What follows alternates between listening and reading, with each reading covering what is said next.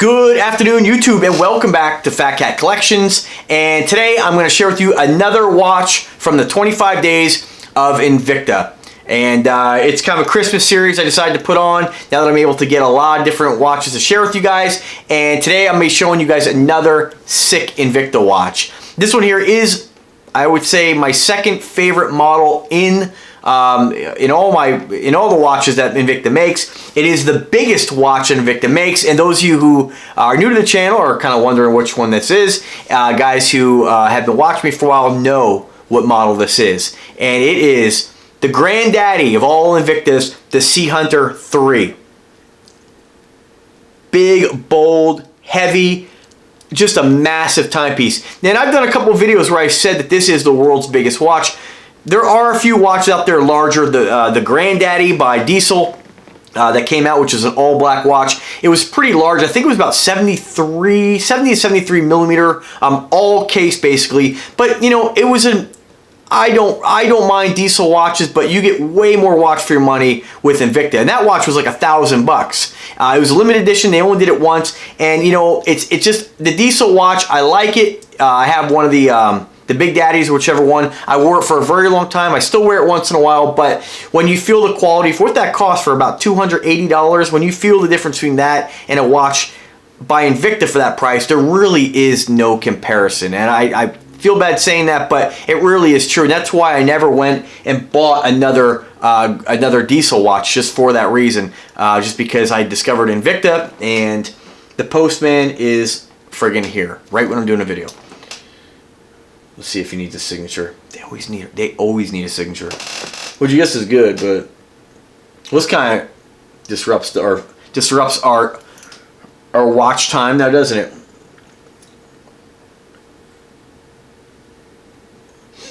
Okay, it's probably not even coming my way. What does this motherfucker have, dude? What does this guy got?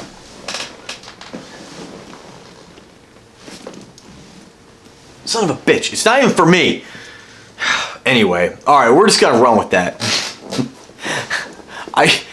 What do you want me to do? You know, I got 25 videos I gotta record. I got all kinds of stuff coming, and this guy, hey, what the hell? That's some bullshit right there. It looked like there was a bunch of, you know, this is why I don't edit, because I want these videos to be like we're sitting here having a conversation. So we're just gonna put. What's he doing? Looks like he delivered like 5 tablets, Amazon tablets next door. I don't think anybody signed for that shit. That was pretty quick. Anyway, all right, so on we go. I was hoping for like another watch or something, but anyway, I got my work cut out. If you look behind me there on that couch, those are 2 full 8 slots, and there's more here on the desk. So.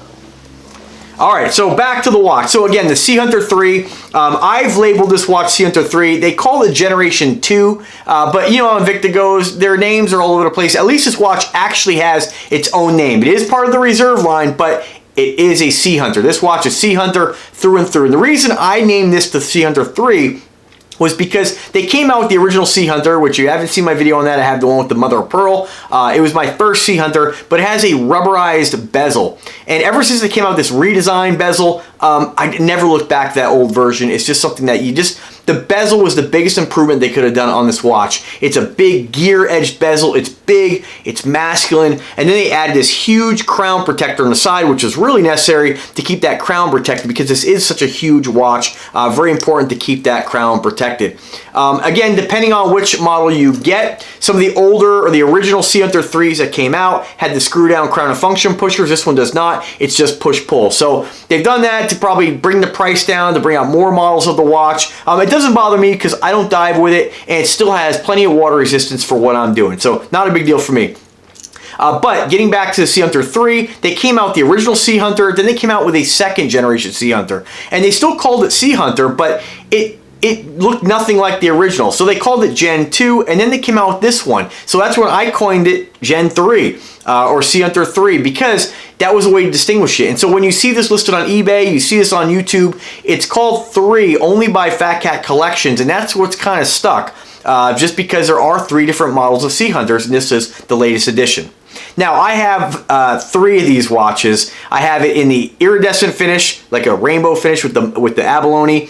And you know, I just had purchased, before I got that one, the Grand Arsenal in the iridescent and abalone. And then I was like, I bet they're going to come out with the Sea Hunter. And then, bam, they did. And so I bought it. And my other option at the time was to get this one in black with abalone. And what do I always say, guys? To really make a watch pop that's black, it needs something very unique. And what's unique about this is its size and the fact that it's black, and then that face just pops that abalone. It really makes the abalone stand out. I regret getting the iridescent Sea Hunter 3. I wish I would have got this one. I just like this one a little more. But I wasn't as into black watches then, you know. I kind of, after I got that Octane my ex-girlfriend bought me, I kind of fell in love with the black watches anytime that it has something unique. This one, I would love to keep this one. I love this watch.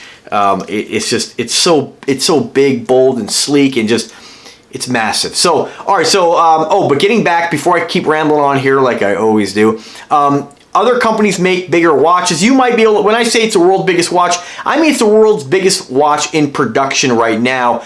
You know, there's only been a few that have been bigger. You might find some old school Russian diver watches that might have been bigger, but they're just basic. There's nothing really to them. Again, you can find that Granddaddy I told you about. Again, nothing really that speaks to me. And then you can find, there's one for like, I don't know, 250 or 500 grand. I forget the name of the company, but it's basically a huge, big square thing. It almost looks like a smartphone. It's not, but that's, I mean, what I mean by that, this is the world's largest watch for the average person that can afford it. I mean, this watch you can get right now, again, through my link here from Bulldog Enterprise. They have several left. Oh, they have one left in stock. My bad.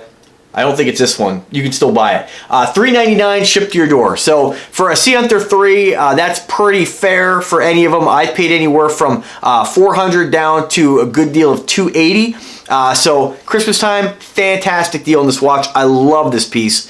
I should see if you want to take my iridescent watch, and I'll take this one. But you know, the thing is with that, is if I did, I'd regret it anyway, because when you get one, you want to keep in your collection. You just want to keep building the collection. It's just fun to have something different to wear every day. Anyway, so let's talk a little bit more about the watch. 23 millimeters in case thickness. It's one of the thickest watches that Invicta makes. The thickest one is the Hydromax, which is at like 28 millimeters. A lot of it's crystal as well. But this one here, as far as any other watch besides the Hydromax, thickest one Invicta makes, and the largest. So you have a 58 millimeter bezel measurement, and then you have the huge crown and function pushers, mainly the crown protector, which brings it all the way out to 73. So really, when you put this on, you are wearing a 73 millimeter watch. I love the Sea Hunters. This is just a great addition. You have your exhibition window on the back. It is a quartz watch, so instead of just leaving it an open window, you have that beautiful furnace blue or electric blue propeller. It does not turn, but it's just awesome when you take this watch off. This is one of Invicta's best models, in my opinion. Mirror polishing down the center of the then the center of the band, with a brushed finish on the side links, and then of course you have that. The rest of the watch is pretty much all brushed around the entire face and bezel, and you have that beautiful abalone with some black accents. It's almost like a skeletonized face with, you know, and I like the fact they did black as opposed to white. My iridescent one has white. I wish it was black. The black blends in with the abalone better, and that's what you really want to look at with this watch. As far as movement, it is a Swiss-made quartz chronograph. The movement on this one here, I think, is the Z60. Let me just double check that. Z60 Ronda. Again, unidirectional flame, unidirectional rotating bezel, if you have to hear it. Nice and tight, no wobble on any of these Invictus. 17 ounces unsized, it's over a pound. Huge. And I will warn you, if you're a guy who hasn't worn a big watch before, this isn't the one you want to start with, because it is big, and I have a 7-inch wrist, which I'm going to show you what it looks like in a second. And if you wear this for a full 8 hours, for at least everybody's wrist is different. I have kind of, you know, skinny, bony wrists, not much meat on them. It will irritate this bone a little bit, but if you love this stuff, you love it. And I don't really care. I mean, I wear it all the time. I'll go 8 hours, 10 hours on it, and then I just give my wrist a little bit of a break. No comments on that. All right, 8 3/4 inches in band length, 30 millimeters in width. Your complications are perpetual seconds, date window, 30-minute window, and day of the week. Again, dial material is genuine abalone, flame fusion crystal, and movement country of origin is Switzerland, of course. And 660 feet of water resistance. If you have the original Sea Hunter 3 with the screw down, function pushers, and crown, I think it takes it up to 990. But still, 660 feet, that's perfect. So a couple more close-ups, and I'll show you guys what it looks like on the wrist. Here's that crown protector, kind of copied off the Sub-Aqua Noma 3. I love the fact it's kind of carved out and sits right on top. You have that Sea Hunter propeller right there on the crown. Pops in nice and snug, and bezel and face. And then your fold-over clasp. Classic to Invicta, same clasp they use on pretty much all their watches, and Invicta and Sea Hunter Shark right on the clasp there. Just a beautiful watch, guys. I mean, I'm sure this, I have 3 Sea Hunters, 4 actually. 3 Generation 3, one of the original ones. Definitely not a watch I'm going to stop buying. I love this watch, and this one just does it for me.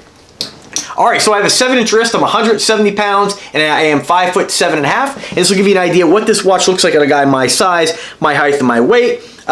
A lot of people will say, oh, you gotta be a big guy wear these watches. No, you don't. I'm not a big guy, and these watches are absolutely comfortable. I love them.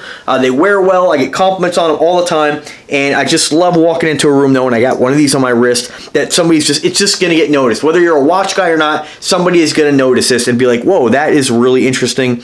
I've never seen anything like that before. And what's cool about these watches is that you can find some at Costco, you can find some, in some of the jewelry stores in the mall, but generally you don't find these watches there. These ones you really have to kind of be an Invicta enthusiast to really kind of, see them on a channel like mine, or see them on one of the shopping networks or on eBay. This is just a gorgeous watch. And again, nobody's going to look at your wrist with this and say, like I've said in the past, you're wearing a black watch, it's like 45 to 50 millimeter. It's just like, this is a G-Shock. Nobody's going to think this is a G-Shock. They're just going to be like, what is that on your wrist? And it may be in a good way. It may be in a good way, or it may be in a bad way. But if it's in a bad way, who gives a shit? It ain't their wrist. You wear what you like. And it is unsized, and I'm sorry about that, but these are going back to Bulldog. These are on loan, so just give you an idea what it would look like sized.